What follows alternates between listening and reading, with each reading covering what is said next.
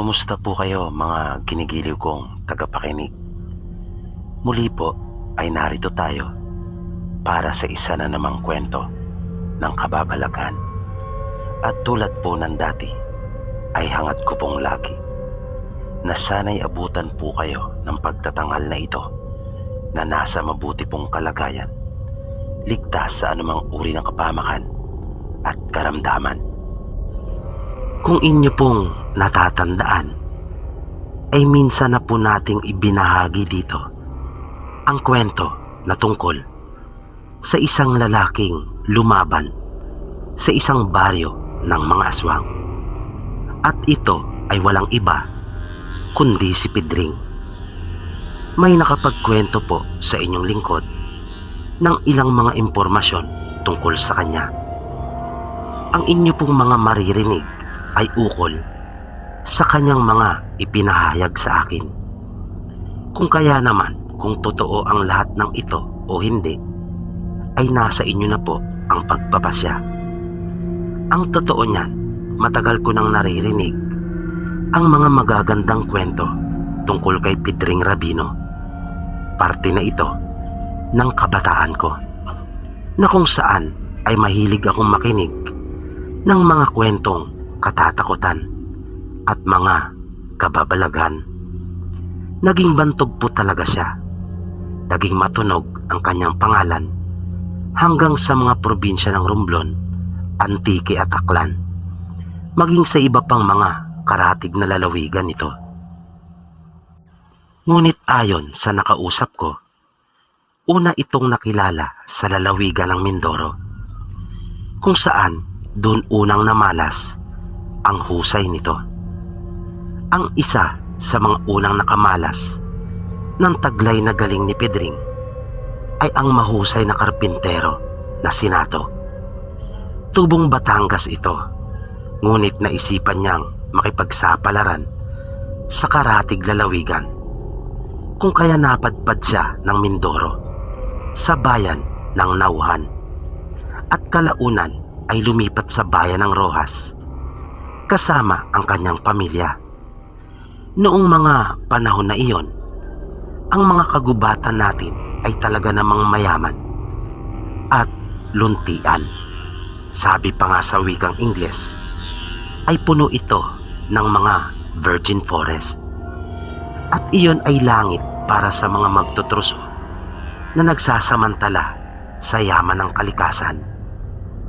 At dahil sa mahirap ang pamumuhay, kung kaya napipilitan si Nato na maghanap buhay kahit pa nga malayo.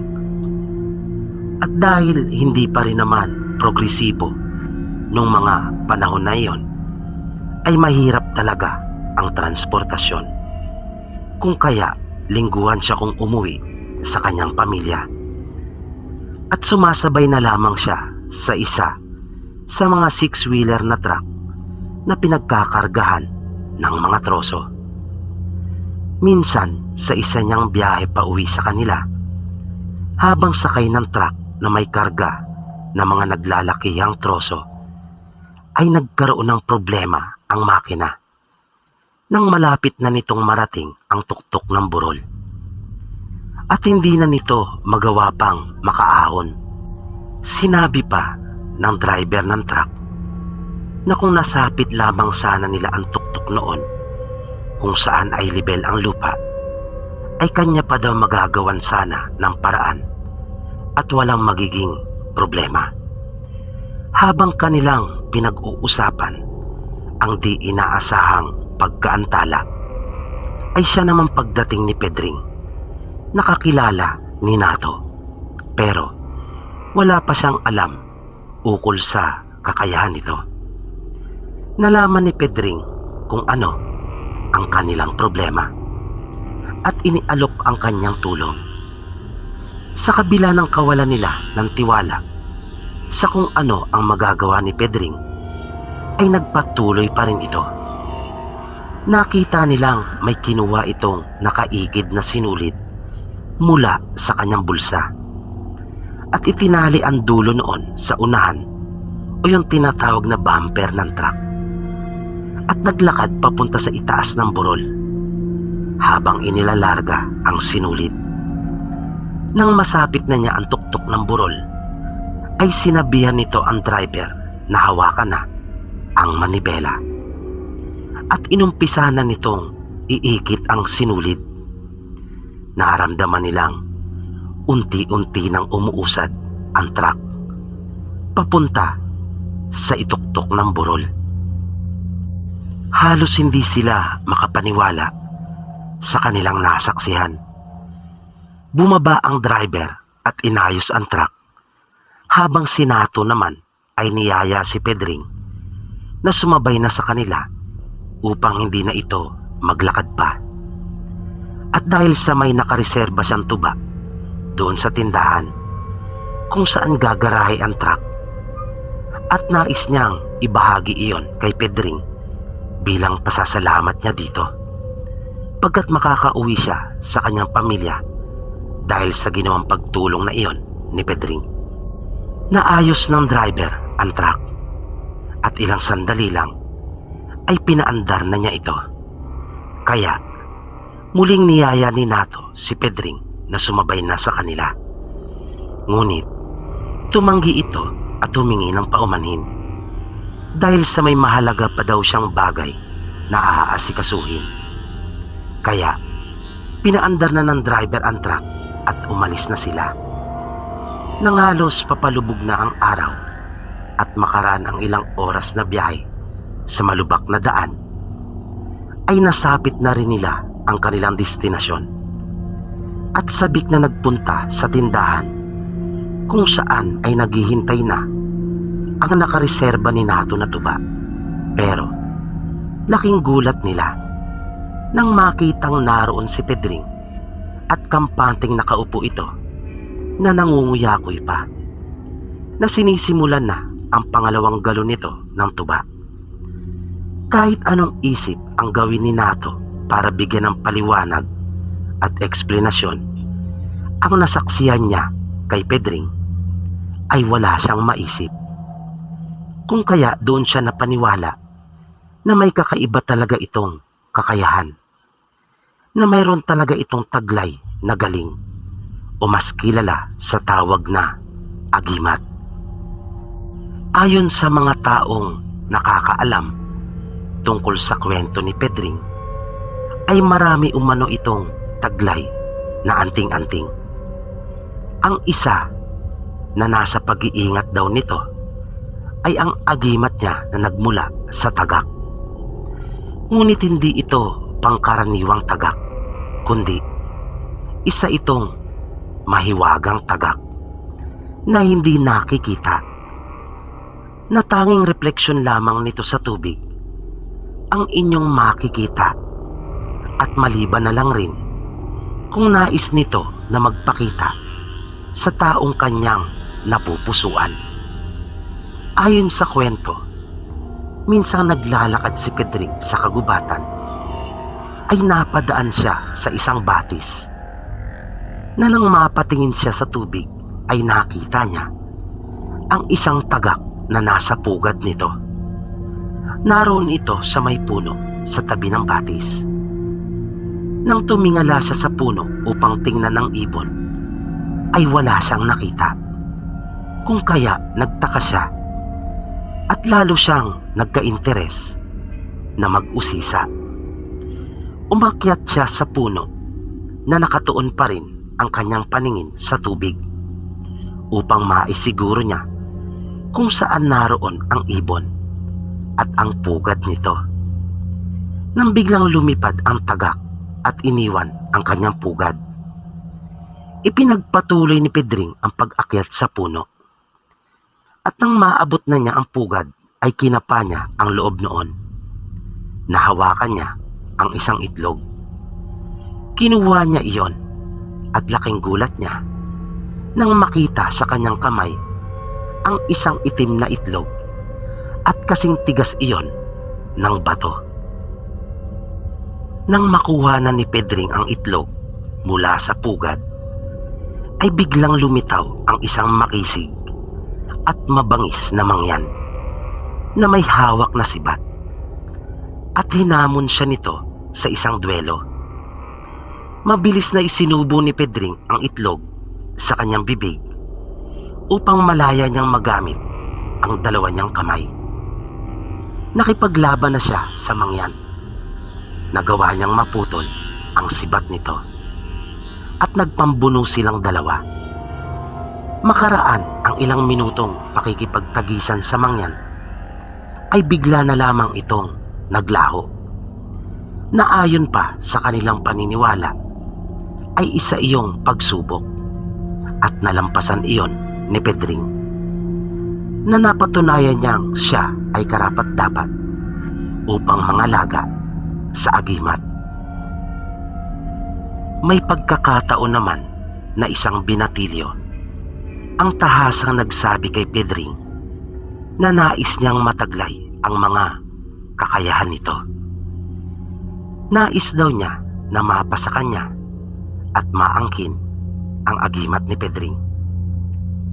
Sa halip na mainsulto ay sinabi ni Pedring na dapat ay magtaglay siya ng mga katangiang karapat-dapat para sa pagmamana at pangangalaga ng agimat na kanyang taglay. Sinabi pa ni Pedring na kung desidido talaga ito ay sumunod sa kanyang gagawing paglalakbay. Linisin niya ang kanyang puso at isipan. Dapat ay iwaksi niya ang anumang bagay na maaaring makagulo at makasagabal, na wala siyang dapat na alalahaning anuman. Bilang panghuli ay sinabi ni Pedring sa binatilyo na kahit anong mangyari ay huwag nitong aalisin ang kanyang paningin kay Pedring. Matapos na sabihin ng binatilyo na kanyang nauunawa ang lahat, ang bili ni Pedring, ay sinimulan na nila ang kanilang paglalakbay. Sumunod ito kay Pedring na halos isang dipa lamang ang layo sa kanya. Nang nasa kagubatan na sila at may ilang kilometro na ang kanilang nalalakad, ay napansin ng binatilyo na maraming mga nilalang na kumikilos na naroon maliban sa kanila. Nang biglang may kumaluskos sa gawin niyang kaliwa, kung kaya agad na nabaling ang paningin niya doon. Nang ibalik niya ang tingin kay Pedring ay wala na ito at hindi na niya matagpuan. Tinawag niya ang pangalan nito ngunit walang sumasagot. Nagpatuloy siya sa paglakad sa pag-asang hindi pa ito nakalalayo at kanya pang maaabutan. Ngunit nawala ang bakas na kanyang sinusundan at nakakita siya ng isang napakalaking sawa sa kanyang unahan at papalapit ito sa kanya. Kung kaya wala nang isip-isip itong umatras at mabilis na siyang tumalikod na bumalik sa pinanggalingan nila ni Pedring. Hindi naging karapat-dapat ang binatilyo sa pagmamana ng kakayahang taglay ni Pedring. Noong mga panahon naman na namamayagpag ang iligal na pagtutruso dahil nga sa di matatawarang likas na yaman ng ating mga kagubatan noon, ay maraming mga kababayan natin ang napilitang magtrabaho sa mga ganid na politiko na kasabwat sa nabanggit na masamang gawain. Dahil na rin sa hirap ng buhay at kakulangan ng disenteng trabaho. At isa na dito si Pedring na tinanggap para magsilbi bilang isang gwardya. At tulad ng karaniwan ay may natatago din itong kalokohan. At sa ilang mga pagkakataon ay di sinasadyang kanyang naipapakita ang mga natatanging kakayahan sa mga taong nakapaligid sa kanya kapag siya ay nagbibiro at gagawa ng kapilyuhan. Minsan, isa sa mga bulldozer na ginagamit sa pagtutruso ang lumubog sa putik dahil sa malakas na pag-ulan noong nagdaang gabi. Nang makita ito ng mga trabador, ay naisipan nilang bumalik sa kanilang barracks upang kumuha ng mga lubid. Nang sa ganon ay maiahon iyon sa putikan. Pagbalik ng mga ito sa barracks ay nagtaka si Pedring kung bakit nagsiuwian agad ang mga ito. Doon niya nalaman na kukuha lang pala ang mga ito ng lubid para maiahon ang bulldozer. Sumama siya sa kanila at pagdating doon sa lugar ay nagmasid siya sa kung ano ang gagawin ng mga ito. Na nung pagkakataon na iyon ay halos lubog na ang kalahati ng sasakyan. Pinagtulong-tulungan nila itong talian at bali 3 lubid ang kanilang itinali dito. Na humigit kumulang ay 30 katao sila nahihila sa sasakyan.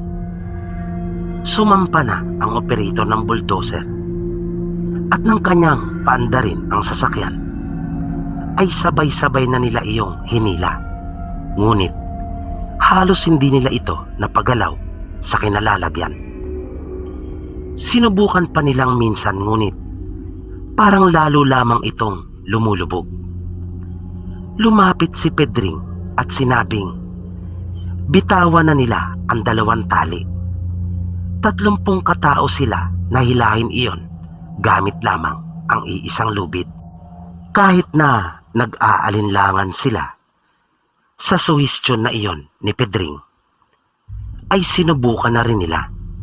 Tutal naman ay walang mawawala kung kanila iyong susubukan. Kaya binitawan nila ang 2 lubid at iisang lubid na lang ang kanilang ginamit. Ngunit tulad ng mga nauna nilang subok ay walang nangyari. Sinabi ni Pedring na nagsisiksikan kasi sila, kung kaya hindi nila maibigay ang buo nilang lakas. Sinabi pa nito na sa tingin niya ay kaya na iyon mahila ng 20 tao. Nagtaka sila at kinantsawan si Pedring na sinabing yung 30 nga ay hindi kinaya, 20 pa. Pero sinabi niya na nagsisiksikan nga daw kasi sila, kung kaya hindi makapwersa. At bakit daw hindi nila subukan para malaman nila na totoo ang kanyang sinasabi. Naniwala sila sa mga pahayag na iyon ni Pedring. Kung kaya 20 na lamang ang humawak sa isang lubid at sinubukan nila iyong hilahin. Ngunit tulad sa nauna nilang pagsisikap ay nabigo pa rin sila. Sinabi ni Pedring na kailangan siguro ay 10 na lang dahil sa hindi sila makabuelo at masyado pa ring marami ang 20. Kanya pang pinili ang 10 na sabi niya ay sa tingin niya ang pinaka malalakas sa kanilang lahat. Na siyempre ay natuwa naman ang 10 napili niya na nakaramdam pa ng tila pagmamalaki sa kanilang sarili na hindi nila alam ay inuuto lamang sila ni Pedring. Sinabi ni Pedring na sigurado na daw na silang 10 ay may ahon na nila ang bulldozer. Kaya sa hudyat na ibinigay niya ay pinaandar iyon ng operator at sinimula ng hilahin ng 10. Ngunit hindi pa rin natinag ang nasabing sasakyan. Nagkatawanan sila na sinasabing lalabas na daw ang dumi nila sa bigat noon at imposible daw na may ahon pa ang bulldozer. Sinabi ng pinakalidman na kunin na lang daw ang isa pa sa katabing bayan upang doon ipahila. Sinabi naman ni Pedring na kahit nga isa lang daw ay kayang may ahon ang bulldozer. Hindi lang daw kasi sila naniniwala sa kanilang sarili at hindi daw ibinibigay ng todo ang kanilang totoong puwersa. Samot-sari ang narinig niyang sinabi ng mga kasamahang trabador at pawang kalokohan lang daw ang mga pinagsasabi nito. Sinabi ni Pedring na kaya daw hilahin yan ng isang tao. Lumapit si Pedring at pinaalis ang mga trabador na naroon. Hinawakan niya ang isang lubid at inumpisahang hilahin ang bulldozer, na nagulat pa ang operator nang maramdaman niyang nagsimula ng umusad iyon kahit hindi pa niya pinapaandar. Halos lumuwa ang mga mata nila sa kanilang nakikitang ginagawa ni Pedring. Manghang-mangha sila. At dito po muna natin pansamantalang puputulin ang ating kwento tungkol kay Pedring Rabino at sa kanyang mga kamangha-manghang kakayahan. Abangan niyo po bukas ang karugtong nito dito lamang sa Mga Totoong Kwento ng Kababalagan. Nais ko nga po pala magpasalamat sa lahat po ng patuloy na sumusubaybay at tumatangkilik sa ating mga kwento. Mabuhay po kayong lahat. Maraming salamat po at hanggang sa muli.